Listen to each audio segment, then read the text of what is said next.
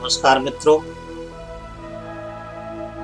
आज हम बात करेंगे राहु की। कुंडली के अंदर राहु जिस भाव में बैठता है उस भाव से पिछले भाव की हानि करता है। यहां ध्यान देने वाली बात यह है कि राहु हमेशा कुंडली के अंदर उल्टा चलता है, पीछे की ओर चलता है। तो इसलिए राहु अगर मान लो किसी का लगन में बैठा हो तो 12वें भाव के फल उसे बेकार के मिलेंगे, उसके खर्चे व्यर्थ के होंगे। ऐसा व्यक्ति पैसे को जोड़ नहीं पाएगा, झंझटों में उसके पैसे खर्च होंगे, बीमारी में, मुकदमेबाजी में, बुरी सोहबत में। तो ये होंगे कब? जब राहु कहीं दशाओं में लिप्त होगा, महादशा के द्वारा, भुक्ति के द्वारा, अंतरे के द्वारा, सूक्ष्म के द्वारा और प्राण के द्वारा।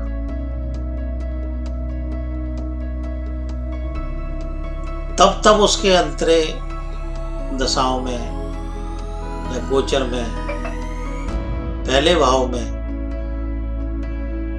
होंगे तो ऐसे व्यक्ति के व्यर्थ के खर्चे होंगे। चाचा चाची होंगे नहीं, होंगे तो उनसे बनेगी नहीं। इसी तरीके से यदि राहु दूसरे भाव में हो तो लग्न का नुकसान होगा।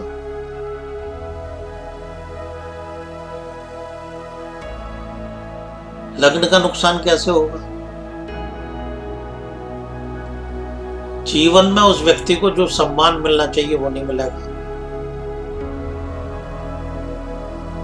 जिस सम्मान को वो डिजर्व करता है वो नहीं मिलेगा उसे। और उसके जीवन को कोई ना कोई बाधा या परेशानी बनी रहेगी। इसी तरीके से राहु यदि तीसरे भाव में हो तो ऐसे व्यक्ति पे पैसा नहीं जुड़ेगा। कुटुंब संबंधी परेशानी आएगी, परिवार से जुड़े हुए लोगों से उसकी अनबन रहेगी, दिक्कत रहेगी। इसी तरीके से यदि राहु चौथे भाव में हो तो उससे 12वां भाव तीसरा बनता है, तो तीसरे भाव संबंधी परेशानी उसको आएगी। उसके छोटे बहन भाइयों से नहीं बनेगी, जातक में हिम्मत नहीं होगी, उत्साह नहीं होगा, कायरता होगी, डरेगा वो किसी से भी भिड़ने में, लड़ने में, झगड़ने में, विश्वास नहीं रखेगा।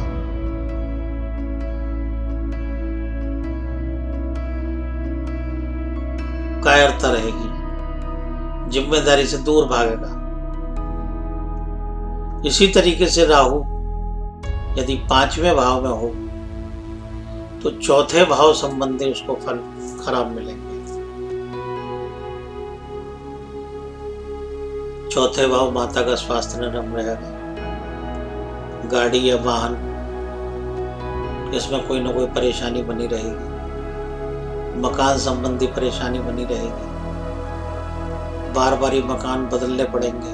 अगर अपना मकान होगा तो उसमें भी कहीं सीलन आ रही है, कहीं दीमक लग रही है, कहीं कोई परेशानी हो रही है, तो इस टाइप की परेशानी चलती रहेगी। अगर कुंडली के अंदर छठे घर में राहु हो तो संतान संबंधी परेशानी रहेगी, शिक्षा में रुकावटें रहेंगी, खुशी के समय कोई ना कोई मूड खराब रहेगा उसका, क्योंकि 5वां घर खुशी का होता है। समझे?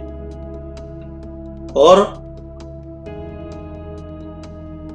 ऐसे व्यक्ति को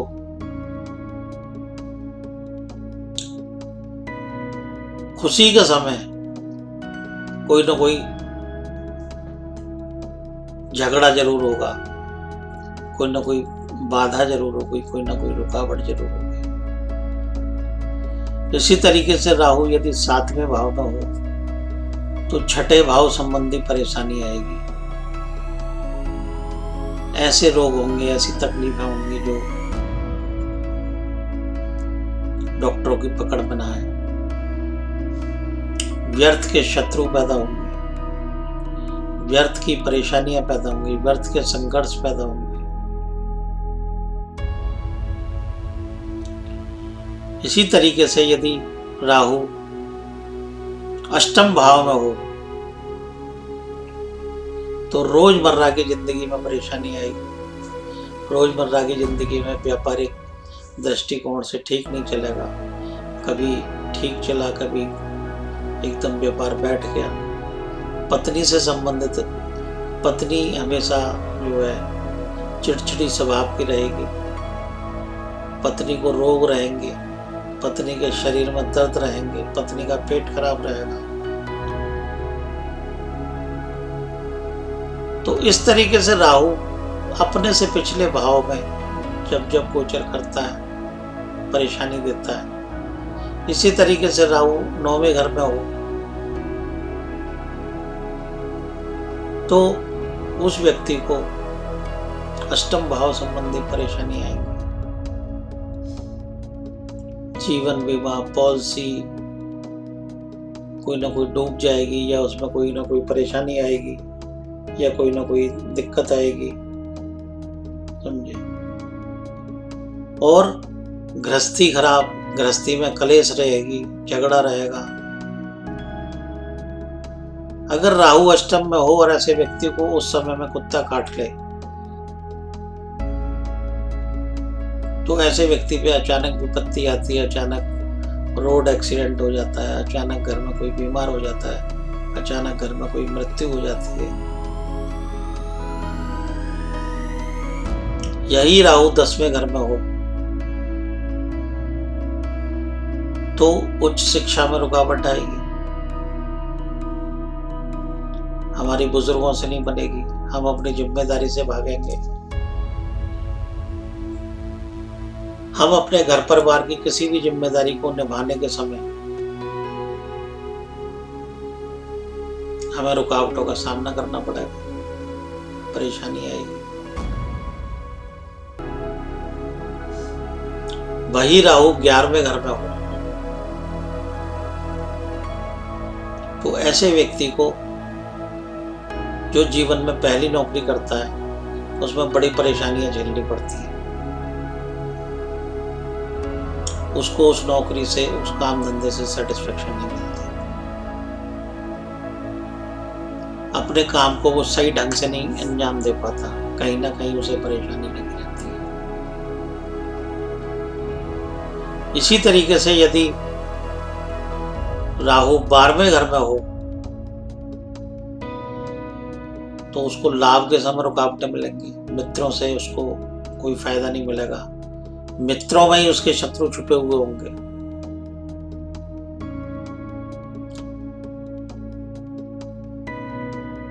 और ऐसा व्यक्ति अपने फायदे के समय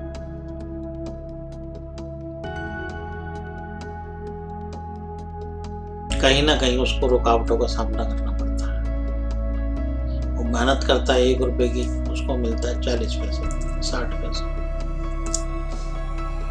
स्टार्टिंग में,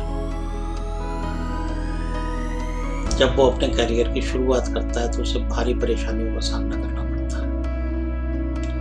तो मित्रों, ये राहु का प्रभाव कुंडली पे कैसे पड़ता है ये मैंने आपको बताया। अब राहु के बारे में मैं एक बात और बताना चाहता हूं कि जिस व्यक्ति का कुंडली के अंदर राहु खराब होगा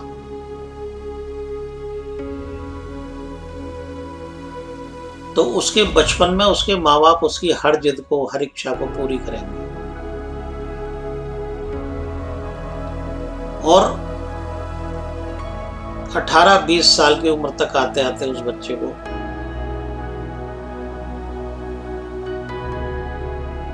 उस बच्चे के स्वभाव को बिगाड़ देंगे।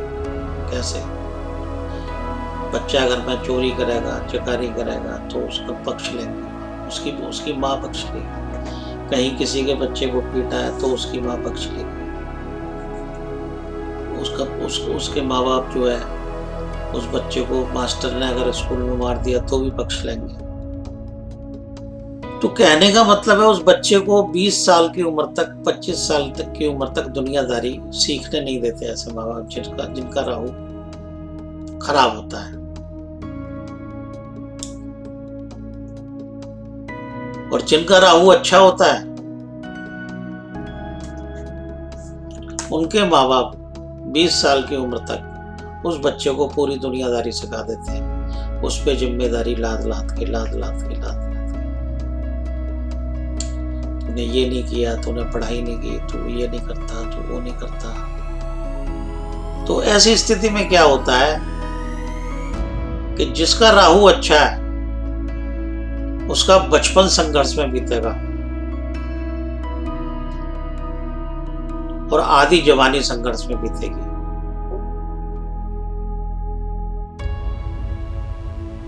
तो 30-32 साल, 35 साल तक की उम्र तक ऐसा व्यक्ति दुनियादारी सीख लेता है और फिर अपने काम में अच्छा अंजाम देके चतुराई से, क्योंकि राहु एक इतना चतुर ग्रह है कि जो देवताओं के बीच में बैठ के अमृत को पी गया, तो फिर वो दुनियादारी के अंदर अपनी चतुराई से, बुद्धि से काम लेके आगे तरक्की करता है। और जिसका राहु खराब है, जिसके माँ बाप ने उस बच्चे का पक्ष लिया, गलत सोसाइटी में उसको डाल दिया, उस बच्चे को जुए की भी आदत होगी, उस बच्चे को शराब की भी आदत होगी, उस बच्चे को सिगरेट की भी आदत होगी, लेकिन उसके माँ बाप ये कहेंगे नहीं हमारा बच्चा है, तो वो बच्चा दुनियादारी नहीं सीख पाता। और जब वो बच्चा दुनियादारी नहीं सीख पाता तो आगे वो तरक्की भी नहीं कर पाता। आगे उसको अपने काम धंधे को चलाने की, अपनी जिम्मेदारी को निभाने की, दुनियादारी की उतनी उसको समझ नहीं होती। तो ये राहु का लोम विलोम चलने का एक तरीका है। राहु स्वभाव से कुंडली के अंदर उल्टा चलता है, एंटी क्लॉक।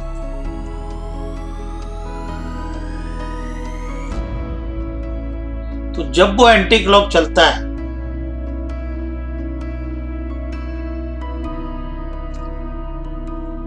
तो बचपन से बुढ़ापे के सीधे विचार दिमाग में दे देता है। किसी का राहु अच्छा होगा तो उस बच्चे में बचपन से ही मैच्योरिटी होगी, वो बच्चा बचपन से ही अच्छा सोचेगा। और जिसका राहु खराब होगा वो बचपन से ही उपद्रवी होगा, शरारती होगा, दुष्ट होगा। तो ऐसी स्थिति में वो दुनियादारी को नहीं सीख पाएगा। तो ऐसी स्थिति में यदि किसी के पास तो कुंडली है, वो तो किसी विद्वान से, पंडित से दिखा के राहु का उपाय पूछ लेगा। अगर किसी के पास पत्री नहीं है और किसी का बच्चा उपद्रवी है, शरारती है, जुआरी है, सट्टेबाज है, नशेड़ी है, तो ऐसी स्थिति में उसके माँ बाप क्या करें? उसके माँ बाप सबसे पहले तो उस बच्चे से मोह खत्म करके उसको सही रास्ता दिखाएं, चाहे कठोरता से, चाहे कैसे भी। दूसरे नंबर पे जिस व्यक्ति का राहु खराब होता है उसको कपड़े धोने का साबुन गरीबों में वितरण करना चाहिए, दान करना चाहिए, ताकि राहु की गंदगी उसके दिमाग से उतरे। यदि हम किसी को कपड़ा साफ करने के लिए साबुन देते हैं, सर्फ देते हैं, तो ऐसी स्थिति में हमारा राहु सुधरेगा, शुद्ध होगा और हमें अच्छे परिणाम मिलेंगे। इसी तरीके से किसी व्यक्ति का राहु दूसरे भाव में, लगन में, नवम में, पंचम में खराब बैठा हो, तो ऐसे व्यक्ति को मंदिर में सफाई का सामान दान देना चाहिए।